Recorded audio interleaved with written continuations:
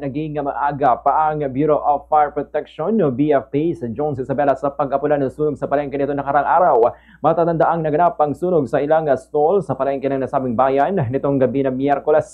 Sa panayam ng Bomb Radyo Kawayan kay Fire Officer 3 Abigail Alvarez ng BFP Jones, sinabi niya na pagdating nila sa lugar ay nakalak ang mga stall kaya naman binugahan muna nila ng tubig ang mga roll-up doors upang maiwasan ang backdraft fire. Nang matiyak nilang malamig na ang mga ito, sa kanila binuksan ang nasusunog na stall upang maapula ang apoy sa loob.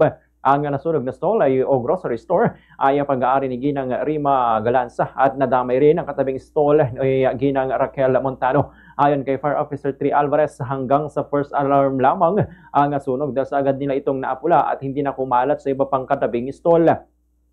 Anya malaki ang naitulong ng cooling strategy na kanilang isinagawa upang hindi na lumawak pang apoy. Dahil sa lokasyon ng sunog sa pampublikong palengke, agad silang humingi ng backup mula sa Echagüe Fire Station upang makatulong sa pag-apula. Bagamat hindi na naglatag ng sariling hose ang BFP at Echagüe, nag-supply na lamang sila ng tubig sa mga fire truck ng BFP Jones. Halos lahat naman ng mga paninda sa stall ni Ginang Galanza ay naapektuhan ng apoy. Habang ang kay Ginang Montano ay nasunog lamang sa likurang bahagi nito.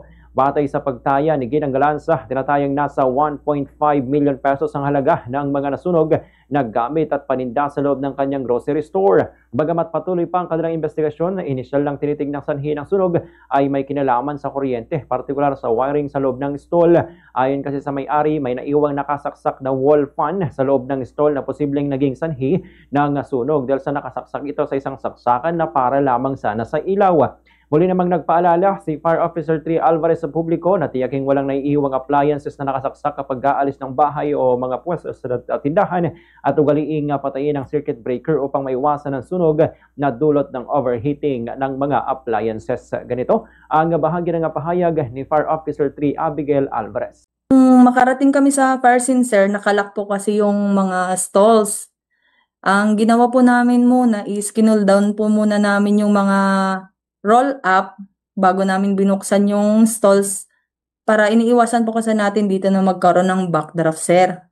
So nung once na na-determine po namin na malamig na yung mga stalls, pwede na siyang buksan. That's the time po na binuksan na namin yung mga stalls para po makapag-penetrate or makapag-extinguishment na tayo dun sa loob ng stalls, sir.